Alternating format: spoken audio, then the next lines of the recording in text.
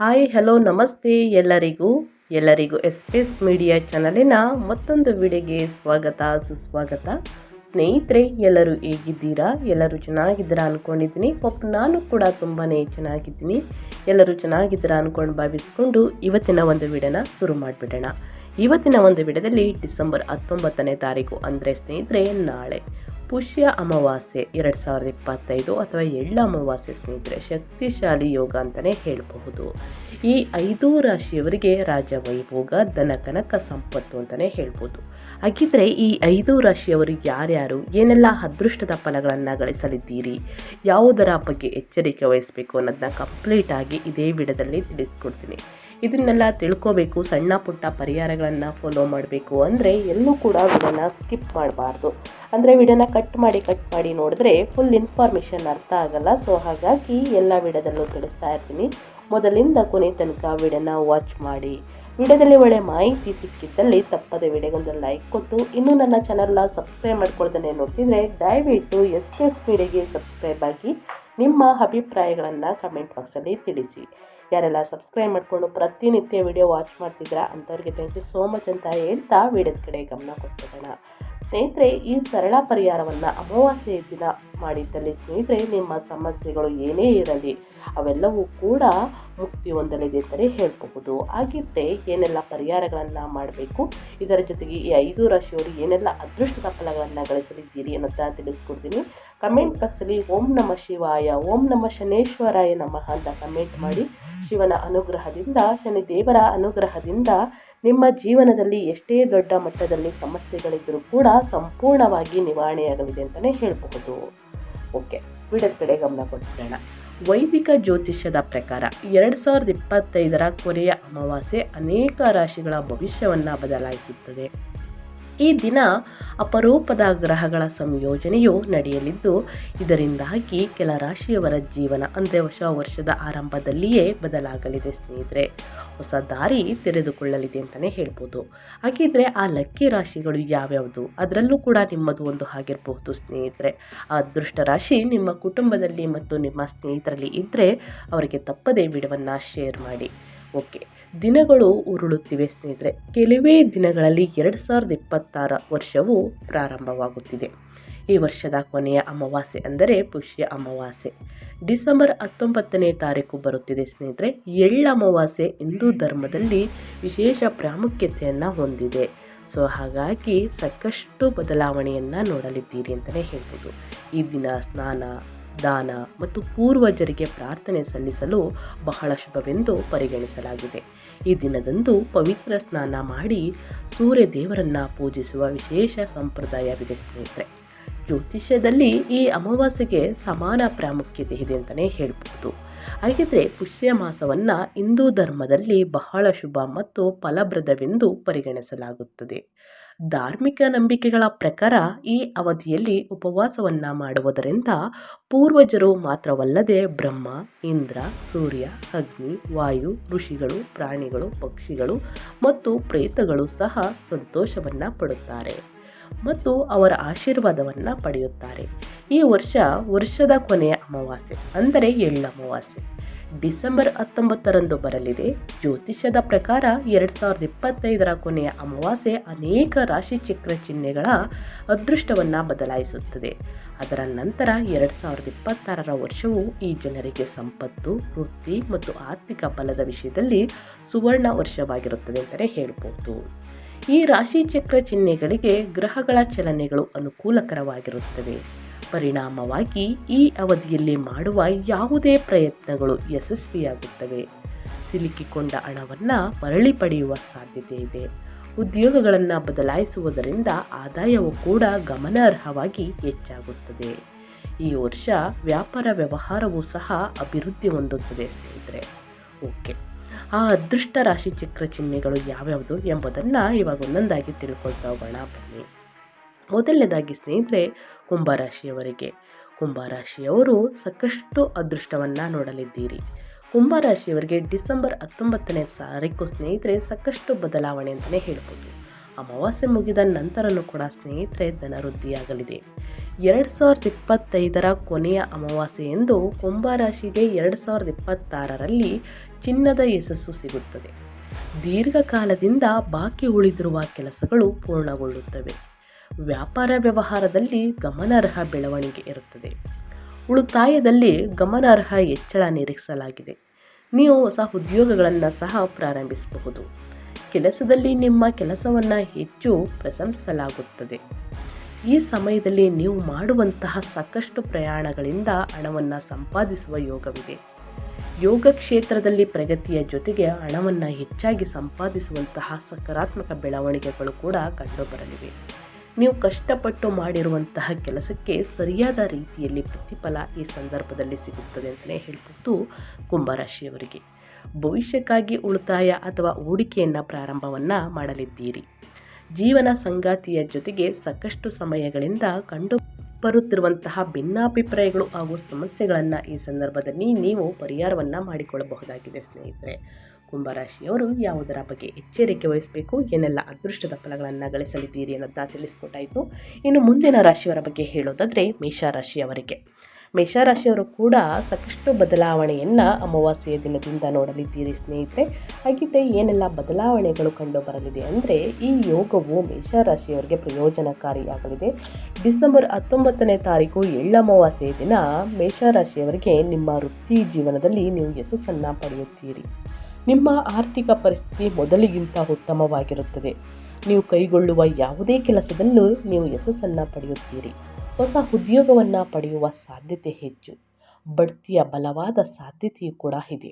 ನೀವು ಕೆಲವು ಒಳ್ಳೆಯ ಸುದ್ದಿಗಳನ್ನು ಕೇಳಬಹುದು. ಮೇಷರಾಶಿಯವರಿಗೆ ಸ್ನೇಹಿತರೆ, ಮನೆಯಲ್ಲಿ ಶುಭ ಕಾರ್ಯ ನಡೆಯಲಿದೆ. ಮೇಷರಾಶಿಯವರಿಗೆ ಸ್ನೇಹಿತರೆ, ಯಾರಿಗೆ ಇನ್ನೂ ಮದುವೆಯಾಗಿಲ್ಲ ಅವಿವಾಹಿತರಿಗೆ ಮದುವೆ ಪ್ರಸ್ತಾಪಗಳು ಸ್ನೇಹಿತರೆ ಅಮಾವಾಸ್ಯೆ ಮುಗಿದ ನಂತರ ಶುರುವಾಗಲಿದೆ ಅಂತಲೇ ಹೇಳಬಹುದು. ಸಂತಾನ ಬಗ್ಗೆ ಕೂಡ ಇದೆ. ಹೊಸ ವರ್ಷದಲ್ಲಿ ಹೊಸ ಸುದ್ದಿಯನ್ನು ಕೇಳಲಿದ್ದೀರಿ. ಸ್ನೇಹಿತರೆ, ನೀವು ಉದ್ಯಮಿಯಲ್ಲಿ ಸಾಕಷ್ಟು ಯಶಸ್ಸನ್ನು ಪಡೆಯುತ್ತೀರಿ. ಪ್ರಯಾಣದ ಸಾಧ್ಯತೆ ಇರುತ್ತದೆ. ಪ್ರಯಾಣದ ವೇಳೆ ಸ್ನೇಹಿತರೆ ಸಾಕಷ್ಟು ಲಾಭವನ್ನು ಕೂಡ ನೋಡಲಿದ್ದೀರಿ. ಹಾಗಾಗಿ ಮೇಷರಾಶಿಯವರಿಗೆ ಧನ ಸಂಪತ್ತು ವೃದ್ಧಿಯಾಗಲಿದೆ. ಹಣಕಾಸಿನ ಪ್ರಾಬ್ಲಮ್ ಎಲ್ಲ ನಿವಾರಣೆಯಾಗಿ ಮುಂದಿನ ದಿನಗಳಲ್ಲಿ ದುಪ್ಪಟ್ಟು ಲಾಭವನ್ನು ಗಳಿಸಲಿದ್ದೀರಿ ಅಂತಲೇ ಹೇಳಬಹುದು. ಇನ್ನು ಮುಂದಿನ ರಾಶಿಯವರ ಬಗ್ಗೆ ಹೇಳೋದಾದರೆ ಧನುರಾಶಿಯವರಿಗೆ 2025ರ ಕೊನೆಯ ಅಮಾವಾಸ್ಯೆ ಎಂದು ಸ್ನೇಹಿತರೆ ಡಿಸೆಂಬರ್ 19ನೇ ತಾರೀಕು ಧನುರಾಶಿಗೆ ಅದೃಷ್ಟ ನಿಮ್ಮ ಕಡೆ ಇರುತ್ತದೆ. ಈ ವರ್ಷ ಧನುರಾಶಿಗೆ ದೊಡ್ಡ ಯೋಜನೆಗಳು ಸಿಗುತ್ತವೆ. ಹೂಡಿಕೆಗೆ ಉತ್ತಮ ಸಮಯ. ನೀವು ಪೂರ್ವಜರ ಆಸ್ತಿಯಿಂದ ಲಾಭವನ್ನು ಪಡೆಯುತ್ತೀರಿ. ಸ್ನೇಹಿತರೆ, ನಿಮ್ಮ ಆರ್ಥಿಕ ಪರಿಸ್ಥಿತಿ ಸುಧಾರಿಸುತ್ತದೆ. ಈ ಸಮಯದಲ್ಲಿ ನೀವು ಮಾಡುವಂತಹ ಸಾಕಷ್ಟು ಪ್ರಯಾಣಗಳಿಂದ ಹಣವನ್ನು ಸಂಪಾದಿಸುವಂತಹ ಯೋಗವಿದೆ. ಯೋಗ ಕ್ಷೇತ್ರದಲ್ಲಿ ಪ್ರಗತಿಯ ಜೊತೆಗೆ ಹಣವನ್ನು ಹೆಚ್ಚಾಗಿ ಸಂಪಾದಿಸುವಂತಹ ಸಕಾರಾತ್ಮಕ ಬೆಳವಣಿಗೆಗಳು ಕಂಡುಬರಲಿವೆ. ಸ್ನೇಹಿತರೆ, ಧನುರಾಶಿಗೆ ನೀವು ಕಷ್ಟಪಟ್ಟು ಮಾಡಿರುವಂತಹ ಕೆಲಸಕ್ಕೆ ಸರಿಯಾದ ರೀತಿಯಲ್ಲಿ ಪ್ರತಿಫಲ ಈ ಸಂದರ್ಭದಲ್ಲಿ ಸಿಗುತ್ತದೆ. ಸ್ನೇಹಿತರೆ, ಇನ್ನು ಭವಿಷ್ಯಕ್ಕಾಗಿ ಉಳಿತಾಯ ಅಥವಾ ಹೂಡಿಕೆಯನ್ನು ಪ್ರಾರಂಭ ಮಾಡಲಿದ್ದೀರಿ. ಜೀವನ ಸಂಗಾತಿಯ ಜೊತೆಗೆ ಸಾಕಷ್ಟು ಸಮಯಗಳಿಂದ ಕಂಡು ಬಂದಿರುತ್ತಿರುವಂತಹ ಭಿನ್ನಾಭಿಪ್ರಾಯಗಳು ಸ್ನೇಹಿತರೆ ಹಾಗೂ ಸಮಸ್ಯೆಗಳು ಈ ಸಂದರ್ಭದಲ್ಲಿ ನೀವು ಪರಿಹಾರವನ್ನು ಮಾಡಿಕೊಳ್ಳಬಹುದಾಗಿದೆ. ಇದಕ್ಕೆಲ್ಲ ಕಾರಣ ನಿಮ್ಮ ಮಕ್ಕಳು ಅಂತಲೇ ಹೇಳ್ಬೋದು. ನಿಮ್ಮ ಮಕ್ಕಳ ಬಾಂಧವ್ಯದಿಂದ ಸ್ನೇಹಿತರೆ ಸಮಸ್ಯೆಗಳೆಲ್ಲ ಕ್ರಮೇಣವಾಗಿ ಕಡಿಮೆಯಾಗಲಿದೆ.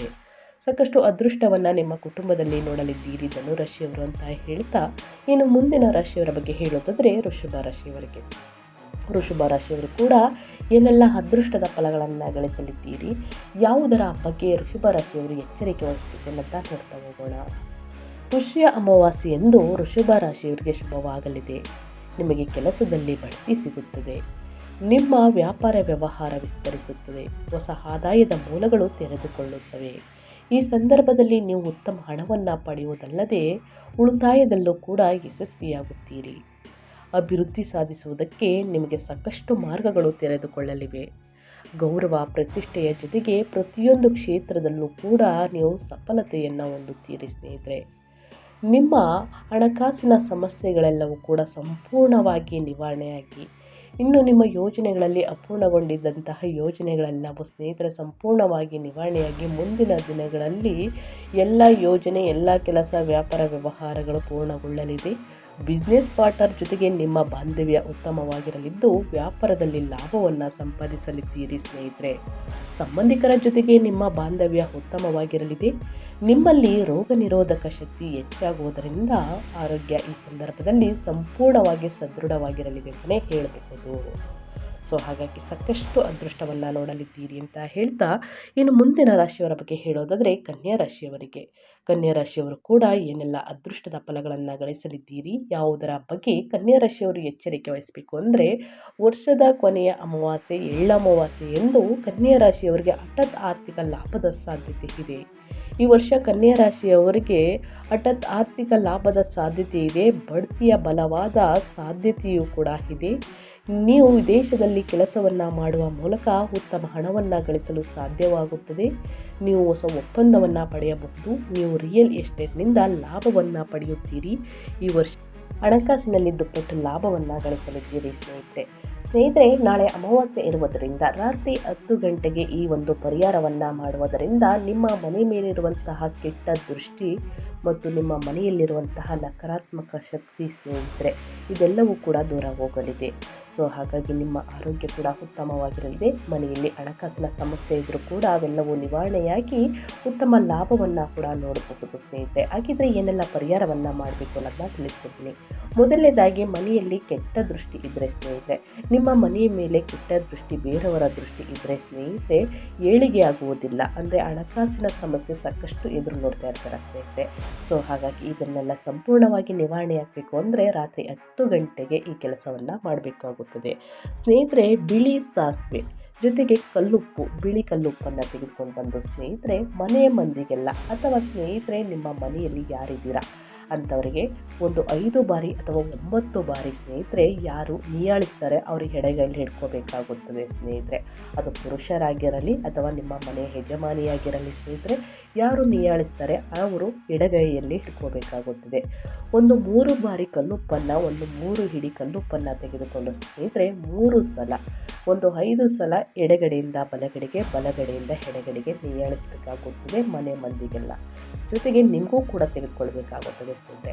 ಜೊತೆಗೆ ಮುಂಬಾಗಿಲಲ್ಲಿ ಸ್ನೇಹಿತರೆ ಮೇಲಿಂದ ಕೆಳಗೆ, ಕೆಳಗೆಯಿಂದ ಮೇಲಿಗೆ ಸ್ನೇಹಿತರೆ ಒಂದು 5 ಬಾರಿ ಅಥವಾ 9 ಬಾರಿ ಎಡಗೈಯಿಂದ ನಿಯಾಳಿಸಿ, ಅಂದರೆ ಹಿಡಿಯನ್ನು ತೆಗಿರಿ. ಅದನ್ನು ಒಂದು ಕವರಲ್ಲಿ ಹಾಕಿ ಸ್ನೇಹಿತರೆ. ಇನ್ನು ಒಂದು ಹಿಡಿಯಷ್ಟು ಸ್ನೇಹಿತರೆ ಸಾಸಿವೆಯನ್ನು ತೆಗೆದುಕೊಳ್ಳಿ. ಆದಷ್ಟು ಬಿಳಿ ಸಾಸಿವೆಯನ್ನು ತೆಗೆದುಕೊಳ್ಳಿ ಸ್ನೇಹಿತರೆ. ಬಿಳಿ ಸಾಸಿವೆಯನ್ನು ತೆಗೆದುಕೊಂಡು ಸೇಮ್ ಅದೇ ರೀತಿ ಸ್ನೇಹಿತರೆ ಸಾಸಿವೆಯನ್ನು 1 ಹಿಡಿಯಷ್ಟು ತೆಗೆದುಕೊಳ್ಳಿ. ಎಡಗೈಯಲ್ಲಿ ಹಿಡಿದುಕೊಂಡು ಸ್ನೇಹಿತರೆ ನಿಮ್ಮ ಮನೆ ಮಂದಿ ಜನಕ್ಕೆಲ್ಲ ಸ್ನೇಹಿತರೆ 5 ಬಾರಿ ಅಥವಾ 9 ಬಾರಿ ಎಡಗೈಯಿಂದ ನಿಯಾಳಿಸಿ. ನಂತರ ಮುಂಬಾಗಿಲಿಗೆ ಅಂತಂದರೆ ಬಂದು ಸ್ನೇಹಿತರೆ ಅಲ್ಲೂ ಕೂಡ 5 ಬಾರಿ ಅಥವಾ 9 ಬಾರಿ ಅಥವಾ 3 ಬಾರಿ ನಿಯಾಳಿಸಿ ಅದನ್ನು ಕೂಡ ಒಂದು ಕವರ್ನಲ್ಲಿ ಹಾಕ್ಕೊಳ್ಳಿ ಸ್ನೇಹಿತರೆ. ಇನ್ನು ಒಣಮೆಣಸಿನಕಾಯಿ ಸ್ನೇಹಿತರೆ ಅದು 1 ಅಥವಾ 3 ತೆಗೆದುಕೊಳ್ಳಿ ಸ್ನೇಹಿತರೆ. ಅದನ್ನು ಕೂಡ ತೆಗೆದುಕೊಂಡು ಸೇಮ್ ಅದೇ ರೀತಿ ನಿಯಾಳಿಸಿ ಸ್ನೇಹಿತರೆ ಕವರ್ನಲ್ಲಿ ಹಾಕ್ಕೊಂಡು ಒಂದು ಗಿಡದ ಬಳಿ ಹಾಕಬೇಕಾಗುತ್ತದೆ. ಇದನ್ನು ಹಾಕಬೇಕಾದ್ರೆ ಯಾರು ಕೂಡ ನೋಡಬಾರ್ದು, 3ನೇ ವ್ಯಕ್ತಿ ಸ್ನೇಹಿತರೆ.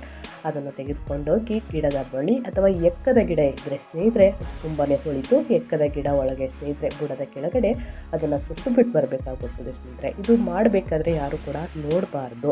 ಗಿಡದ ಬಳಿ ಹಾಕ್ಬಿಟ್ಟು ಅದನ್ನು ಹಿಂತಿರುಗಿ ನೋಡ್ದೇ ಬರಬೇಕಾಗುತ್ತದೆ. ಬಂದು ಕೈಕಾಲು ಮುಖ ಎಲ್ಲ ಚೆನ್ನಾಗಿ ತೊಳೆದು ಸ್ನೇಹಿತರೆ ದೀಪವನ್ನು ಹಚ್ಚಿ ಪೂಜೆಯನ್ನು ಮಾಡಬೇಕಾಗುತ್ತದೆ. ಈ ರೀತಿ ಮಾಡಿದ್ದಲ್ಲಿ ಸ್ನೇಹಿತರೆ ನಿಮ್ಮ ಮನೆ ಮೇಲಿರುವಂತಹ ಬೇರೆಯವರ ಕೆಟ್ಟ ದೃಷ್ಟಿ ಸ್ನೇಹಿತರೆ ಅದೆಲ್ಲ ನಾಶವಾಗಲಿದೆ ಅಂತಲೇ ಹೇಳ್ಬೋದು. ಶತ್ರು ನಾಶ ಆಗಲಿದೆ ಸ್ನೇಹಿತರೆ.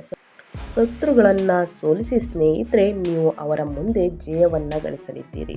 ಸೊ ತಪ್ಪದೆ ಈ ಒಂದು ಪರಿಹಾರವನ್ನು ಮಾಡಿ. ಇದರ ಜೊತೆಗೆ ಮನೆಗೆ ಈ ಒಂದು ವಸ್ತುವನ್ನು ತರುವುದರಿಂದಲೂ ಕೂಡ ಸಾಕಷ್ಟು ಸಮೃದ್ಧಿ, ಸುಖ ಸಮೃದ್ಧಿ ಹೆಚ್ಚಾಗಲಿದೆ ಅಂತಲೇ ಹೇಳಬಹುದು. ನವಿಲು ಗರಿಯನ್ನು ಬಹಳ ಪವಿತ್ರವೆಂದು ನಂಬಲಾಗಿದೆ. ಏಕೆಂದರೆ ಇದು ಶ್ರೀ ಕೃಷ್ಣ ಮತ್ತು ಲಕ್ಷ್ಮೀ ದೇವಿಗೆ ಬಹಳ ಪ್ರಿಯವಾದ ವಸ್ತುವಾಗಿದೆ ಸ್ನೇಹಿತರೆ. ನಾಳೆ ವರ್ಷದ ಕೊನೆಯ ಅಮಾವಾಸ್ಯೆ, ಇನ್ನೇನು ಕೆಲವೇ ದಿನಗಳಲ್ಲಿ ಹೊಸ ವರ್ಷ ಶುರುವಾಗಲಿದೆ ಸ್ನೇಹಿತರೆ. ಹಾಗಾಗಿ ನವಿಲು ಗರಿಯನ್ನು ಮನೆಯಲ್ಲಿ ಇಡುವುದರಿಂದ ನಕಾರಾತ್ಮಕ ಉತ್ಸಾಹ, ವಾಸ್ತು ದೋಷ ಹಾಗೂ ನಕಾರಾತ್ಮಕ ಶಕ್ತಿಗಳು ದೂರವಾಗುವುದರೊಂದಿಗೆ ಮನೆಯಲ್ಲಿ ಸುಖ ಸಮೃದ್ಧಿಗಾಗಿ ಹೊಸ ಮಾರ್ಗಗಳು ಗೋಚರಿಸುವುದು. ಹಾಗಾಗಿ ಮನೆಯ ದೇವರ ಕೋಣೆ ಅಥವಾ ಮುಖ್ಯ ಬಾಗಿಲಿನ ಬಳಿ ನವಿಲು ಗರಿಯನ್ನು ಇರಿಸುವುದು ಒಳ್ಳೆಯದಾಗುತ್ತದೆ ಸ್ನೇಹಿತರೆ. ಸೊ ಹಾಗಾಗಿ ಯಾರೆಲ್ಲ ಖರೀದಿ ಮಾಡಬೇಕು ಅಂದ್ಕೊಂಡಿದ್ರ ಆದಷ್ಟು ನವಿಲು ಗರಿಯನ್ನು ಖರೀದಿ ಮಾಡಿ ಸ್ನೇಹಿತರೆ. ಮಾರುಕಟ್ಟೆಯಲ್ಲಿ ಸಿಗುತ್ತದೆ, ಅದನ್ನು ಖರೀದಿ ಮಾಡಿ ನಿಮ್ಮ ದೇವರ ಕೋಣೆಯಲ್ಲಿಟ್ಟು ಪೂಜೆಯನ್ನು ಮಾಡಿ. ನಾಳೆ ಅಮಾವಾಸ್ಯೆ ಒಳಿತಾಗಲಿದೆ, ಶುಕ್ರವಾರ ಇದೆ ಸ್ನೇಹಿತರೆ. ಅಮಾವಾಸ್ಯೆ ತುಂಬ ಒಳ್ಳೆಯದು ಅಂತಲೇ ಹೇಳಬಹುದು. ಹಣಕಾಸಿನಲ್ಲಿ ಸಾಕಷ್ಟು ಪ್ರಾಬ್ಲಮನ್ನು ನೋಡ್ತಿರೋರು ಈ ಒಂದು ವಸ್ತುವನ್ನು ಮನೆಗೆ ತರುವುದರಿಂದ ಉತ್ತಮ ಅಂತ ಹೇಳ್ತಾ ನಾನು ವಿಡಿಯೋನ ಹೆಂಡ್ ಮಾಡ್ತಾ ಇದ್ದೀನಿ. ಈ ಸಣ್ಣ ಪುಟ್ಟ ಪರಿಹಾರವನ್ನು ಮಾಡಿ ಅದರಲ್ಲೂ ಅಮಾವಾಸ್ಯೆ ಹುಣ್ಣಿಮೆಯ ಸಮಯದಲ್ಲಿ ಮಾಡಿದ್ರೆ ಸ್ನೇಹಿತರೆ ಒಳಿತು ಅಂತ ಹೇಳ್ತಾ ನಾನು ವಿಡಿಯೋನ ಹೆಂಡ್ ಮಾಡ್ತಾ ಇದ್ದೀನಿ. ಇವತ್ತಿನ ಒಂದು ವಿಡಿಯೋದಲ್ಲಿ ಒಳ್ಳೆಯ ಮಾಹಿತಿ ಸಿಕ್ಕಿದ್ದಲ್ಲಿ, ಈ ವಿಡಿಯೋ ಯೂಸ್ಫುಲ್ ಅನಿಸಿದ್ದಲ್ಲಿ ವಿಡಿಯೋಗೆ ಲೈಕ್ ಮಾಡೋದನ್ನ ಮರ್ತಿದ್ರೆ ದಯವಿಟ್ಟು ಲೈಕ್ ಮಾಡಿ. ಇನ್ನೂ ನನ್ನ ಚಾನಲ್ನ ಸಬ್ಸ್ಕ್ರೈಬ್ ಮಾಡ್ಕೊಂಡಿಲ್ಲ ಅಂದರೆ SPS ಮೀಡಿಯಾಗೆ ಸಬ್ಸ್ಕ್ರೈಬ್ ಆಗಿ ನಿಮ್ಮ ಅಭಿಪ್ರಾಯಗಳನ್ನು ಕಮೆಂಟ್ ಬಾಕ್ಸಲ್ಲಿ ತಿಳಿಸಿ.